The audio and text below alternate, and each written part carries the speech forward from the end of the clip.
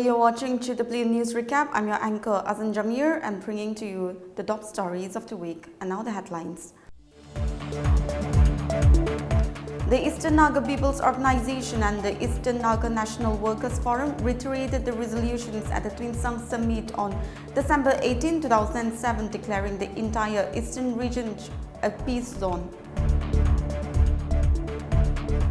Manipur witnessed an escalation of the ongoing unrest in the state on November 16, especially in Chiripam, after 6 bodies of the missing persons, including infants, were found days after a gunfight killed 11 militants in the district. 2 flash bombs were fired at Israeli Prime Minister Benjamin Netanyahu's residence in northern Israeli town on November 16. And now the news in details. The Eastern Naga People's Organization and the Eastern Naga National Workers Forum reiterated the resolutions at the Twinsang Summit on December 18, 2007, declaring the entire eastern region a peace zone.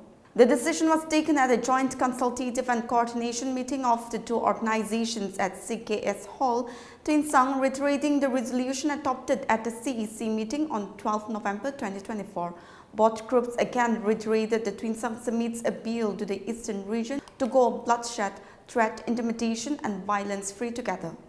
The ENB also announced that it will withdraw public cooperation from any group that does not abide by the resolution. The meeting called upon all the NBGs to abide by the ground rules set in a ceasefire and concentrate on negotiating the cause of the Naga peacefully. The ENB asserted it would not hesitate to act as a mediator in the peace talks between the NBGs and the central government if approached for this purpose, while declaring it would continue its efforts to bring all NBGs together to reach a lasting solution to the Naga political issue. Highlighting its earlier demand for unity, the meeting appealed to all NBGs to come under one umbrella for an inclusive, honorable and acceptable solution. The ENB also dissuaded the new factions from emerging within NBGs. In an effort to avoid interference among the NBGs, the Assembly decided that it would discourage the regional or tribal courts from trying civilian cases. The Assembly requested all tribes not to permit any filing of cases in the NBG court within their jurisdictions. It warned that violators will be penalized according to the tribal law. It further discussed the growing anti-social elements among the NBGs. In this regard, it was requested that the NBGs for stringent action against drug dealers and users present in their organization and removal them from active service. The tribes were asked to take stringent measures to take up the NBGs in implementing the decisions.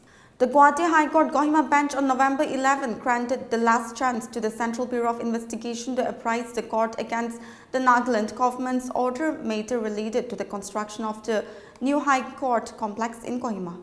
Justice Kaushik Goswami noted that the court had on October 10 directed the CBI to place instructions before the court on the date fixed, explaining why no further steps were taken against the state government's order. However, he observed that the counsel appearing for the CBI stated that although the affidavit in opposition was prepared, it could not be filed as it was not in the correct format. In the meantime, the state respondents, who were also directed by the court on September 10 to obtain necessary instructions and produce the relevant record regarding the order passed by the state government regarding the denial, must produce the instructions by November 18 without fail. While details concerning the case are not available in the court's order, a press release from the Directorate of Enforcement on August 12 offers some insights. In the press release, the ED stated that it had provisionally attached immovable assets valued at Rs 96 lakh under the Prevention of Money Laundering Act of 2002 following an ongoing investigation into alleged financial misconduct associated with the construction of the new High Court complex in Kohima. Manipur witnessed an escalation of the ongoing unrest in the state on November 16, especially in Chiripam, after 6 bodies of the missing persons, including infants, were found days after a gunfight that killed 11 militants in the district.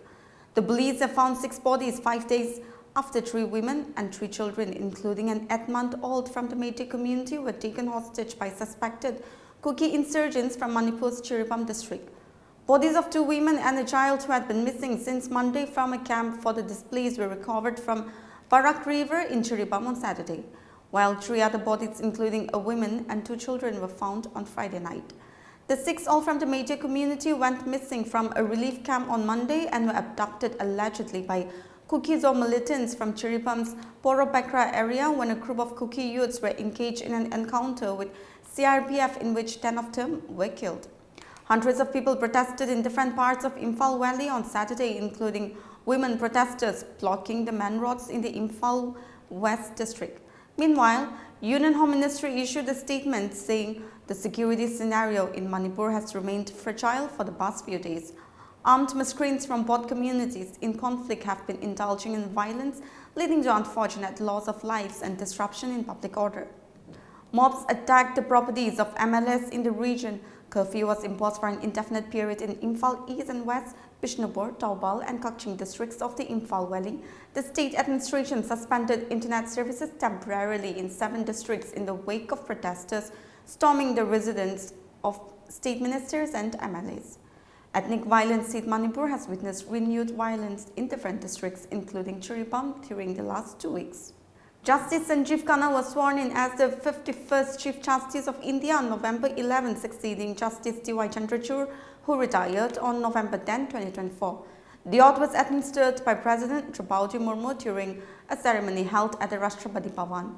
The event was attended by key figures including Prime Minister Narendra Modi, Defence Minister Rajnath Singh, Vice President Jagdeep Dhankar and former CJI D.Y. Chandrachud, marking a momentous occasion for India's judiciary. Justice Khanna's appointment follows a recommendation of Justice Chandrachud, who had recommended him as his successor on October 17. The appointment was officially notified by the government on October 24. Justice Khanna's tenure as CJI will last until May 13, 2025. Justice Khanna has contributed to several significant Supreme Court rulings like the overturning the electoral bond scheme and supporting the application of Article 370.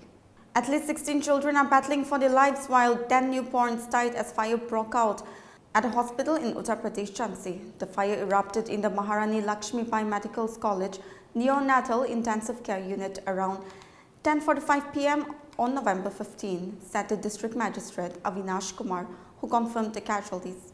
At least 54 children were admitted to the NICU at that moment as officials swung into action and rescued 44 newborns. 7 of the 10 victims have been identified and that DNA tests will be carried out if needed to identify the rest 3. Chaos erupted at a hospital after the parents of the injured children were not allowed to meet them. The angry relatives are now camping at the hospital in protest after they were stopped from staging a road blockade. Sources suggest the parents were not allowed to meet their children injured in the fire to avoid any confusion over the identities of the infants. The cause of the fire is reported to be by short circuit. Meanwhile, Chief Minister Yogi Adityanath has ordered high-level probe into the accident. 2 flash bombs were fired at Israeli Prime Minister Benjamin Netanyahu's residence in northern Israeli town on November 16.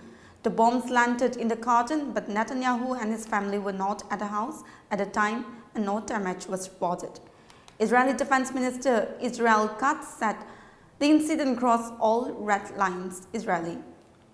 He further urged security and judicial agencies to take the necessary steps. Israeli President Isaac Herzog also condemned the incident on X, stating that an investigation was underway. Security Minister Itamar Ben-Gvir also called the attack an act of incitement and a dangerous escalation. This attack follows a similar incident on October 19 when a drone targeted Netanyahu's home in Caesarea. Netanyahu had accused of Hezbollah attempting to assassinate him and his wife. Hezbollah later claimed responsibility for the drone strike.